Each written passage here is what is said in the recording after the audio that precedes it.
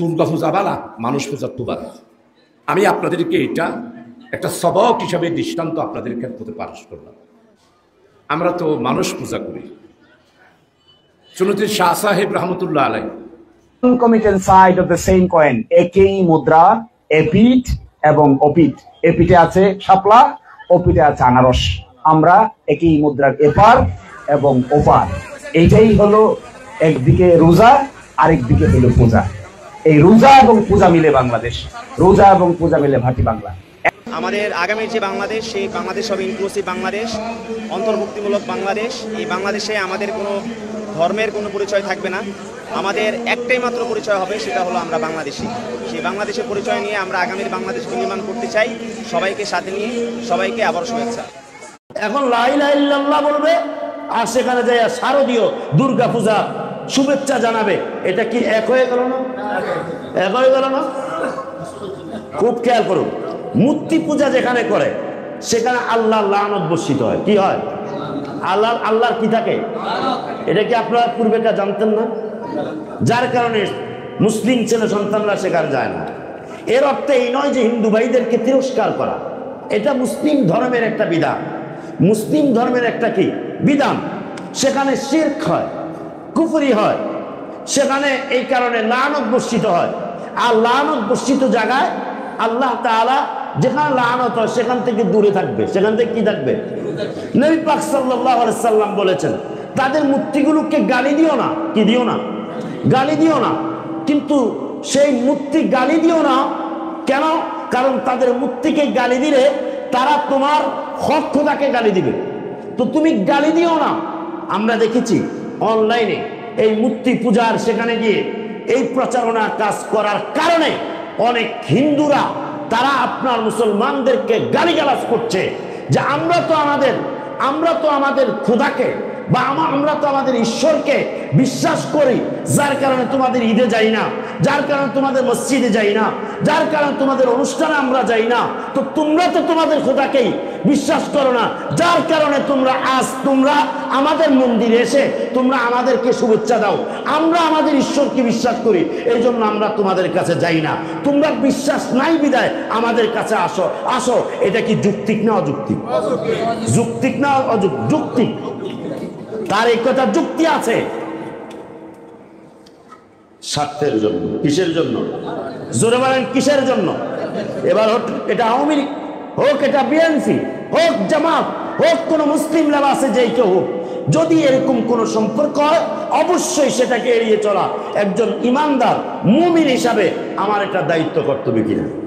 জোরে বলেন দায়িত্ব কর্তব্য কিনা? তবে এটা সত্য। এর অর্থ এই নয় জেনারেল শিক্ষিতকে ক্ষমা করা যায় না। ইমানে কুফরি, ঠিক কিনা বলেন? এর অর্থ এই নয় যে সাধারণ মানুষকে ছাড় দেওয়া যায়। কিন্তু একটা লজিক এরকম যে সাধারণ মানুষ না জানি না ভুল করে, আর যদি কোনো লেবাসওয়ালা, টুপিওয়ালা, পাঞ্জাবিওয়ালা, পাগড়িওয়ালা, শুধু তাই নয় আলেম যদি এই ভুল করে, তাহলে সেখানে কি মানা যায়? মানা যায়। আমি যদি মুসল্লিরা কি ধরবে? গাঞ্জা। কথা বলে না? আমি বিড়ি গেলে মুসল্লিরা কি ধরবে? এরা কিতাব চাইব না। কিতাব এদের এলেম নয়। কিতাব কি নয়? এদের কিতাব আমি হুজুর।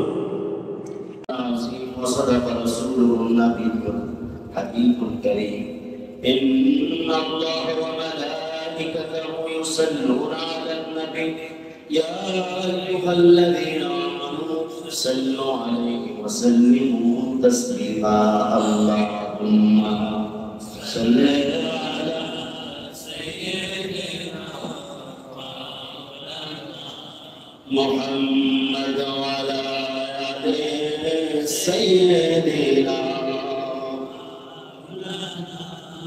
محمد اللهم صل على سيدنا محمد وعلى آل سيدنا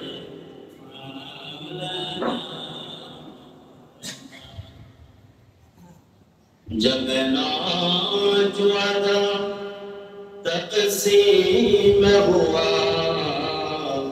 सबों से प्यारा तुमको दिया फिर उधर बुला अल्लाह गनी मूसा को पुकारा लम तरनी अल्लाहुम्मा सल्ली अला सय्यिदिना मौलाना मुहम्मद व अला आलि सय्यिदिना मौलाना बलगल उला बिकमालिही कशफत तुजा बिजमालिही हसनत जमीअ खसालिही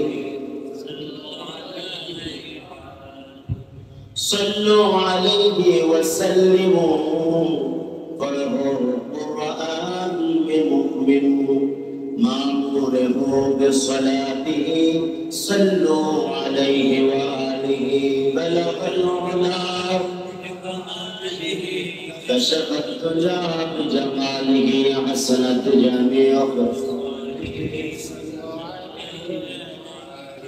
मुअज़्ज़ज़ मोहतरम सम्मानित मुसल्लिन किराम আল্লাহ পাকের দরবারে শুকরিয়া জ্ঞাপন করছি যে আল্লাহ সুবহানাহু ওয়া তাআলা ঈমানের সহিত আজকে পবিত্র জুমাবার তার নির্দেশ পালনার্থে মসজিদে এসে বসে তার হাবিবের শানে মানে মুহাব্বতে দুরূদ ও সালাম বিশেষ করে তার প্রশংসা করার মতো তার সানা সিফাত আদায় করার মতো তৌফিক দিয়েছেন শুকরিয়া তার আলহামদুলিল্লাহ বর্তমান ফিতনার জামানায় আল্লাহ নবী সাল্লাল্লাহু আলাইহি ওয়াসাল্লাম ইরশাদ ফরমান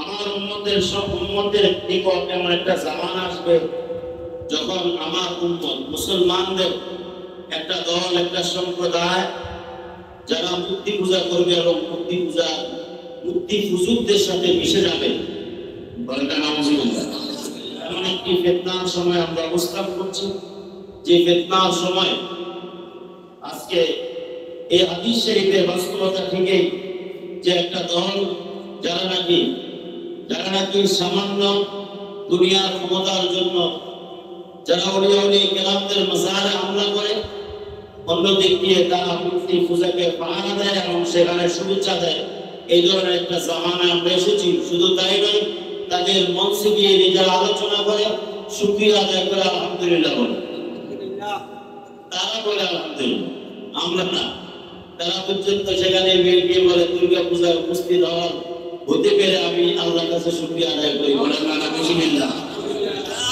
এমন একটা সময় আমরা উপস্থিত হয়েছি শুধু ভোটের রাজনীতি কিসের রাজনীতি আমি জরুরি মনে করি শুরুতেই আপনাদেরকে সতর্ক করা এটা আমি বলি না আল্লাহ নবীজি 1400 বছর আগেই বলেছেন মুসলমানদের একটা সম্প্রদায় তারা এই কাজগুলো করবে সেহেতু এটা বাস্তবে রূপ নিয়েছে তাই আমরা বলবো যে আমরা যাতে ঈমান রক্ষা করতে পারি সেই জন্য আমরা নিজেরা ঈমান আকীদা বিসর্জন হয় এমন কাজ করব ইনশাআল্লাহ আল্লাহুম্মা ইয়া মুকাল্লিবাল কুলুবি সাব্বিত কুলুবানা আলা দীনিক এই দোয়াটা বেশি বেশি পড়লে ঈমান হারাবে না ইনশাআল্লাহ এই প্রেক্ষাপটে কোরআন কারীম থেকে একটা আয়াতে কারিমা কিছু অংশ তেলাওয়াত করেছে আয়াতটা অনেক বড় অনুবাদটা শুনুন খেয়াল করুন লা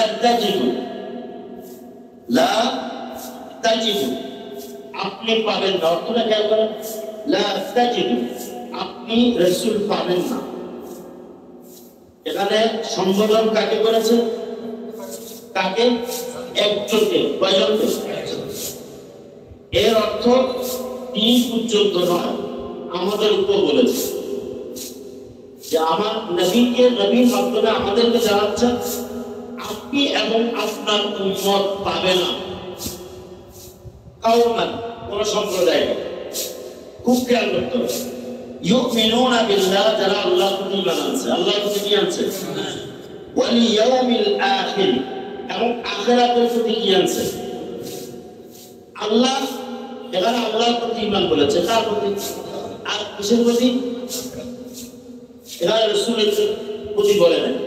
এটা সংযুক্তি দিয়ে দেই, যেখানে আল্লাহ আছেন সেখানে রসুল এই কারণে, কারণ রসুলের মাধ্যমেই আল্লাহকে ঈমান আনতে হবে। এই জন্য আগে রসুলকে আনছে যে আপনি পাবেন না এমন ঈমানদার, এমন যে আল্লাহ অর্থাৎ আপনি রসুলকে এবং আল্লাহকে বিশ্বাস করেন, আখিরাতকে বিশ্বাস করে। কেন ধরে আখিরাত আনলেন? কারণ ঈমানের ফলাফল আখিরাত। কোথায়? এই জন্য শুরু আনছে শেষ আনছে, শুরু আনছে শেষ আনছে। ঈমানের ফল আখিরাত, আখিরাতে ঈমানের ফল পাবে, বেঈমানের ফল পাবে। আর আখিরাতের বিচার দিবসকে যারা বিশ্বাস করে, বিশ্বাসে রাখে, তাদের মধ্যে ঈমানের বরকত আপনারা পাবেন না। এই কারণে আখিরাতকে শেষেরটা টেনে নিয়ে আনছেন। ইউয়াদুনা, তারা মহব্বত করে। তারা কি করে? যারা আল্লাহর প্রতি, রসুলের প্রতি, আখিরাতের প্রতি বিশ্বাস করে, এই ধরনের লোককে আপনি পাবেন না, এই ধরনের সম্প্রদায়কে লোককে পাবেন না। ইউয়াদুনা, তারা মহব্বত করে, ভালোবাসে, প্রীতি রাখে, কারো সাথে অন্তরঙ্গতা রাখে। মান হাদ্দাল্লাহ ওয়া রাসূলা, যারা আল্লাহ এবং তার রসুলের সীমা লঙ্ঘন করে। আল্লাহ এবং তার রসুলের এমন ব্যক্তিকে ভালোবাসে সে, আপনি এটা পাবেন না। আপনি এটা কথাটা বুঝছেননি। আল্লাহর প্রতি ঈমান আনছে, রসুলের প্রতি ঈমান আনছে, আখিরাতের প্রতি ঈমান আনছে, এমন মুমিনকে পাবেন না যে তারা আল্লাহ এবং তার রসুলের অমান্য করে, খেলাপ করে, দ্বীনের বিরোধিতা করে, দ্বীনের সাথে যায় না, এমন কাজ করে, ওই কাজকে সমর্থন করে, অথবা ওই ব্যক্তিকে ভালোবাসে, এমন কোন ঈমানদারকে পাবেন না। এইটুকের একটা ব্যাখ্যা ইমাম কুরতুবী, ইমাম ইবনে কাসির, তারা, ইমাম ফখরুদ্দিন রাজি, তারা এই হাদিসের, এই কোরআনে আয়াতের ব্যাখ্যায় তারা বলেছেন যে এর অর্থ হচ্ছে, যেই হৃদয়ে, খুব খেয়াল করেন, যেই হৃদয়ে, যে অন্তরে আল্লাহর ঈমান আছে, কি আছে? রাসূলের প্রতি, আখিরাতের প্রতি ঈমান আছে, ওই অন্তরে আর কখনো আল্লাহ এবং তার রসুলের অবাধ্য করে এমন ব্যক্তির মুহাব্বত এই অন্তরে ঢুকতে পারে না। সুবহানাল্লাহ বলেন। তার মানে কি বুঝাইছে? একটার সাথে আরেকটার কি বিপরীত। আরেকটা কি? আল্লাহ স্পষ্ট জানিয়ে দিলেন। আরো বাড়তি খেয়াল করুন, ওয়ালাউ কানু আবাআহুম, যদি হয় তারা, তারা কারা? যারা আল্লাহ এবং তার রসুলের কি অবাধ্য হয়, সীমা লঙ্ঘন করে, যদি হয় তারা তাদের বাবা, তাদের কি বলেন না তো, নেতা তো বহু দূর, যদি হয় কি বাবা, আও আবে না, বাবা বলার মধ্যে মা কিন্তু বলে না এখানে। বাবা বলার অর্থ হচ্ছে বাবাকে টানলে মা এমনি কি আসে, এই জন্য মায়ের কথা বলেন নাই, মানে মাকে মানতে পারবেন অন্যায় করলো না, বলছে আবা আহুম দ্বারা মা বাবা দুইজনে এখানে কি একত্রে আছে না নাই? বাবাকে অ্যাড্রেস করেছে, কিন্তু এখানে মা আছে। যদি হয় তাদের পিতারা, মারা, আও আবেনা আহুম, তাদের সন্তানেরা, তাদের কি, আও ইখওয়ানাহুম, অথবা তাদের ভাইয়েরা, আও আশিরাতাহুম, অথবা তাদের নিকট আত্মীয় স্বজনরা, যদি হয় ওই আল্লাহ এবং তার রাসূলের অবাধ্যচারণ করে, সীমালঙ্ঘন করে, এমন ব্যক্তিকে ঈমানদাররা তাদের এই সমস্ত নিজস্ব লোক হওয়ার পরও তারা কি করবে না? তাদেরকে ভালোবাসবে, তাদেরকে ভালোবাসবে না। কেন? এখানে আল্লাহ তাআলা বলছেন এটা কোত্থেকে তৈরি হবে, কেন হবে, কি জন্য এটা হবে? যে এই হৃদয়ে ঈমান ঢুকেছে, আবার এই হৃদয়ে কি বেঈমানের কোনো কিছু ঢুকবে না, ভালোবাসা ঢুকবে না। কারণ উলাইকা, আর এরাই, এই মুমিনরাই তারা যাদেরকে কাতাবা ফি কুলুবিহিম, তাদের অন্তরের মধ্যে আল্লাহ তাআলা ঈমান মোহর মেরে দিয়েছেন। সুবহানাল্লাহ বলেন না? উলাইকা কাতাবা ফি কুলুবিহিমুল ঈমানা, আল্লাহ এদের অন্তরের মধ্যে ঈমানকে কি মেরে দিয়েছেন? লিখে দিয়েছেন, মোহর মেরে দিয়েছেন। সুবহানাল্লাহ। যেই অন্তরে ঈমান মোহরাঙ্কিত হয়েছে, ওই অন্তরে বেঈমানের মুহাব্বতের জায়গা যদি হয় বাবা, যদি হয় কি বাবারা, যদি হয় মারা, যদি হয় সন্তানেরা, যদি হয় ভাই বোনেরা, যদি হয় আত্মীয় স্বজনরা, তাহলে এখানে নেতার কথা আসেনি? বলেন না। আপনার দলের কথা আসেনি? নাই। কি রাগ করছেন? রাগ করলেন নাকি? আখেরাত কি লাগবে? আখেরাত, আখেরাত সামনে আমার, এই জন্য আপনার সামনে। এখানে নেতার কথাও নেই, নেতৃত্বের কথাও নেই, এখানে আপনার কি বলে কোন দলের কথাও নেই, এগুলো তো নাই, এগুলো বহুদূর, এগুলো হিসাব নাই। আল্লাহ আপনার রক্তের সম্পর্কে পর্যন্ত কি করেছেন? ছিন্ন করার ব্যাপারে আপনাকে এখানে স্পষ্ট বলেছেন। যদি হয় তোমার এই মা বাবা, ভাই বোন, আত্মীয় স্বজন, সন্তান, তারপরও এগুলো হওয়ার পরও রক্তের সম্পর্ক যদি থাকেও, কিন্তু তার সাথে ঈমানি সম্পর্ক থাকবে। কখনো হৃদয়ে ঈমানি সম্পর্কের সাথে কোন রক্তের মুহাব্বত বেঈমানের সাথে কখনো এক হতে পারে না। কেন? অন্তরের মধ্যে ঈমান কি করেছেন? মোহর মেরেছেন। যেরকম সুবহানাল্লাহ। আবার এটার বিপরীত, যেই অন্তরে খাতামাল্লাহু আলা কুলুবিহিম, এখানে কি বলছে? খাতামাল্লাহু, এখানে বলছে কাতাবা ফি কুলুবিহিমুল ঈমান, ঈমান মোহরাঙ্কিত করেছেন। আর অন্যত্র কি বলেছেন? খাতামাল্লাহু আলা কুলুবিহিম, আয়াতাবা আল্লাহু আলা কুলুবিহিম, তাদের অন্তরে মুনাফিকি, কুফরি মোহরাঙ্কিত করেছেন। যে অন্তরে মুনাফিক এবং কুফরি মোহরাঙ্কিত করেছে, ওই অন্তর কখনো ঈমান পাবে না। আর যে অন্তরে ঈমান মোহরাঙ্কিত করেছেন, ওই অন্তর কখনো বেঈমান হবে না, বেঈমানের সাথে সম্পর্ক রাখবে না, বেঈমানকে মুহাব্বত করতে পারে না। কারণ এটা সে মোহরাঙ্কিত কলব, যেখানে শুধু নূরেই আর নূর আর নূর, এখানে অন্ধকারের কোনো ছোঁয়া নেই। আল্লাহ তাআলা বলেন, যদি বান্দার এই অবস্থা হয়, এই লোকগুলোকে ওয়া আইয়াদাহুম, তিনি সাহায্য করেন। কি করেন? বিরূহিম মিনহু, তার পক্ষ থেকে রুহু দ্বারা। কি দ্বারা? তার পক্ষ থেকে কি দ্বারা? আল্লাহ। রুহু দ্বারা মানে কি? রুহু দ্বারা হচ্ছে, রুহু হচ্ছে রুহুল আমিন সাইয়্যিদুনা জিবরাইল। তিনি কে? জোরে বলেন না। জিবরাইল আলাইহিস সালাম। অন্য একটা রিওয়ায়াতে হাদিস শরীফে আছে, আল্লাহর নবী সাল্লাল্লাহু আলাইহি সাল্লাম প্রশংসা করেছেন হযরতে হাসান বিন সাবিত, যাকে শায়রুন নবী বলে। নবী পাক সাল্লাল্লাহু আলাইহি সাল্লামের কবি। তিনি কবিতা রেখে যখন নবী পাক সাল্লাল্লাহু আলাইহি সাল্লামের সামনে আবৃত্তি করলেন, আবৃত্তি করার পরে নবী পাক সাল্লাল্লাহু আলাইহি সাল্লাম খুশি হয়ে বললেন, আল্লাহুম্মা আইয়িদহু বিরূহিল কুদুস, হে আল্লাহ তুমি হাসানকে তার নবীর প্রশংসা, তার নবীর প্রতি ঈমানি জজবার কারণে হাসানকে তুমি সাহায্য করো। কি দ্বারা? বিরূহিল কুদুস, জিবরাইল আমিন দ্বারা। জোরে বলেন না সুবহানাল্লাহ। তাহলে নবীজির প্রশংসা যত করবেন, আপনাকে আধ্যাত্মিকভাবে সাহায্য কে করবে? জিবরাইল। কে করবে?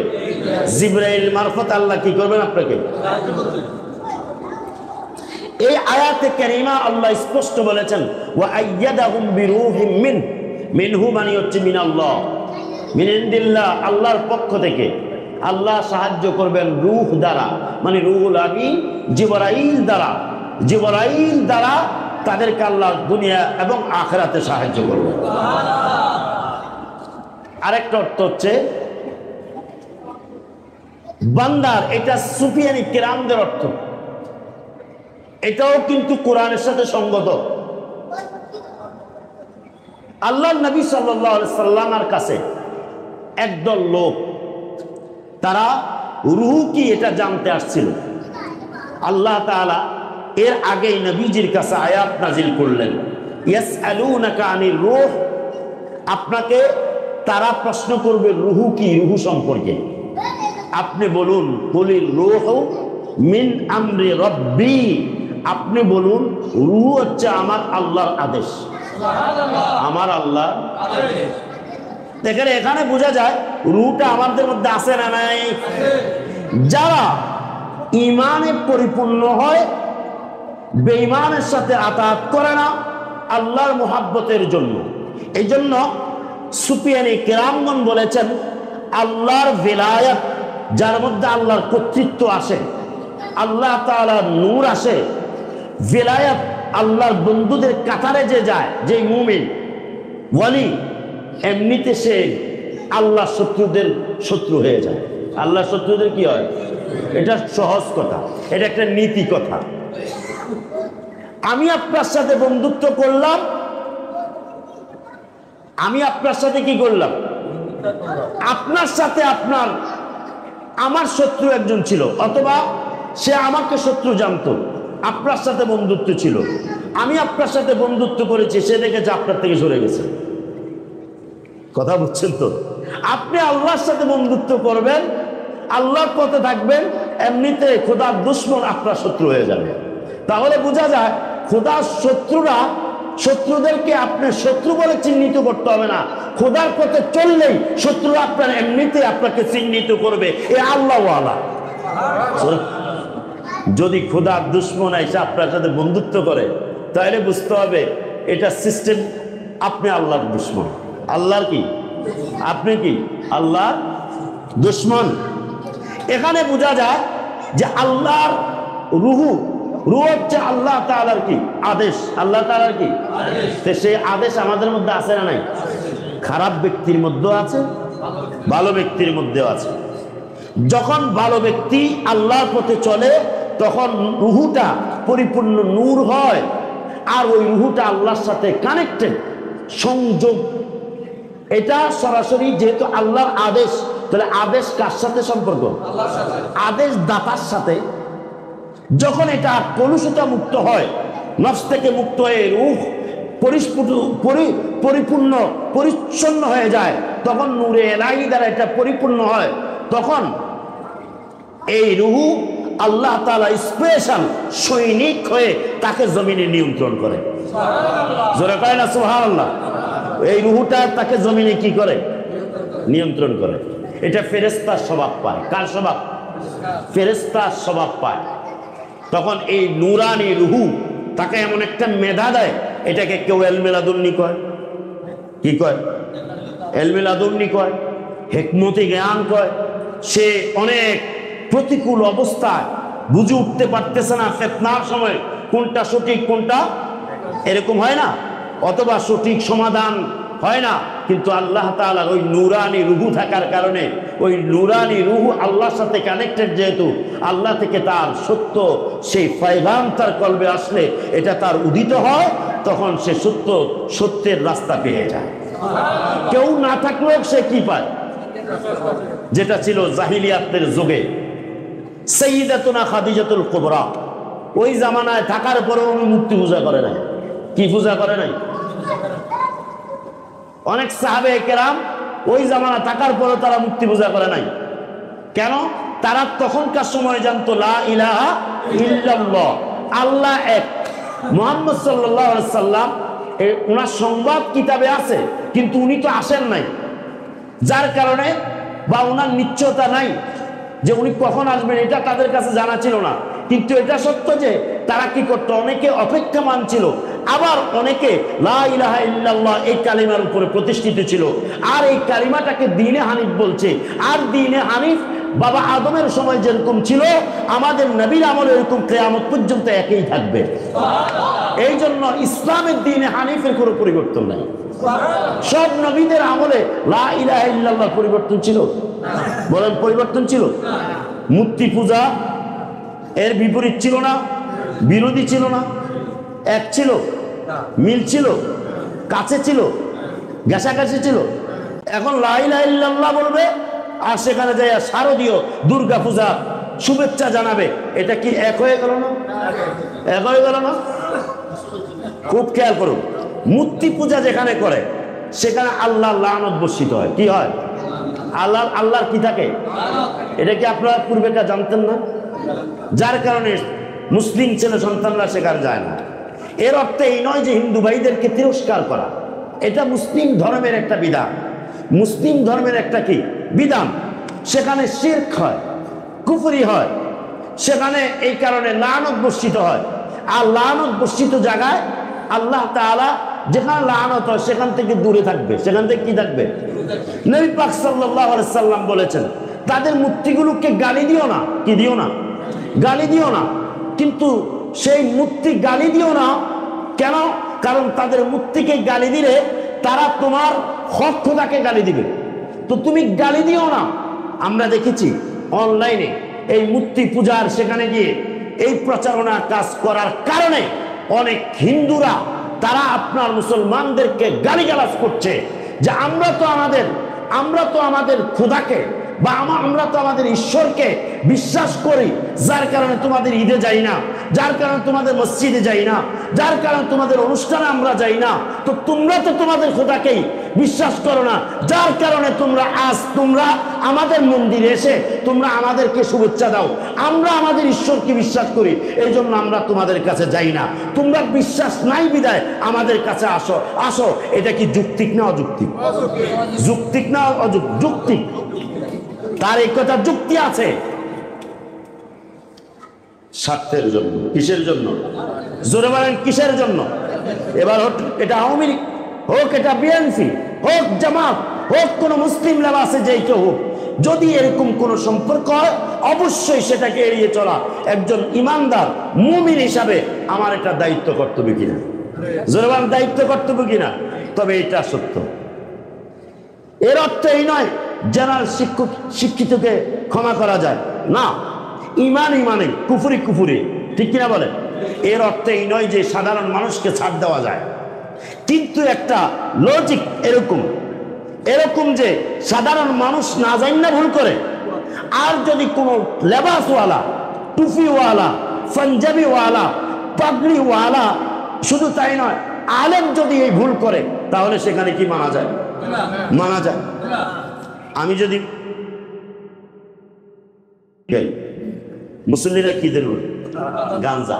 কথা বলে না? আমি বিড়ি গেলে মুসল্লিরা কি ধরবে? এরা কিতাব চাইব না। কিতাব এদের এলেম নয়। কিতাব কি নয়? এদের কিতাব আমি হুজুর। তাহলে আমরা বুঝলাম রুহু দুই প্রকার। এক হচ্ছে ইমানদারের জন্য জিবরাইল আমিন আছে না নাই? দুই, রুহু যখন ইমানের নূরে আলোকিত হয় তখন এই রুহু আল্লাহ জমিনে সৈনিক হয়। আল্লাহ জমিনে কি হয়? তাহলে সৈনিক কয় ধরনের আছে? আল্লাহর ফেরেশতা আছে, আল্লাহর প্রিয় বান্দারা আছে। জোরে কয় না সুবহানাল্লাহ? কয় প্রকার সৈনিক আছে? আল্লাহর ফেরেশতারা আছে, আল্লাহর প্রিয় বান্দারা আছে। ওয়ালিল্লাহি জুনুদুস সামাওয়াতি ওয়াল আরদ। আসমান এবং জমিনে আল্লাহর জুনুদ সৈনিকরা আছে। জোরে বল সুবহানাল্লাহ। জমিনে আছে, আসমানও আছে আল্লাহর সৈনিকরা। তো আল্লাহর সৈনিক কখন হয়? যখন রুহুটা নূরানি হয়। তখন এই নূরানি রুহু অন্য মুসলমানকে আল্লাহর সঠিক দ্বীনের উপরে পরিচালিত করার জন্য দ্বীনের ইরশাদ, নসিহত, তালিম দিয়ে মানুষকে আল্লাহর দ্বীনের উপরে থাকার জন্য সাহায্য করে যায়। এরা হচ্ছে আল্লাহর সৈনিক জমিনে। জোরে বল সুবহানাল্লাহ। ওয়ায়ুদখিলুহুম, আর তাদেরকে আল্লাহ জান্নাতে প্রবেশ করাবেন। জান্নাতিন তাজরি মিন তাহতিহাল আনহার, এমন জান্নাত যে জান্নাতের তলদেশে কি নহর প্রবাহমান, মানে জান্নাতুল ফেরদাউস। যেরকম যেই আয়াতে বর্ণিত আছে যে জান্নাতের তলদেশে কি নহর প্রবাহমান, তাহলে বুঝতে হবে জান্নাতুল ফেরদাউস। এটা কি?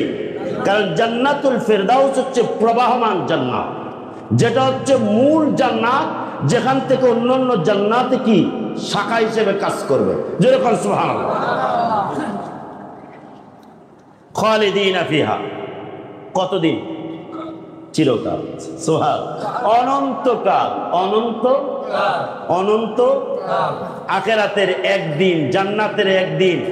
দুনিয়ার কত বছর? ফাইন, কত বছর?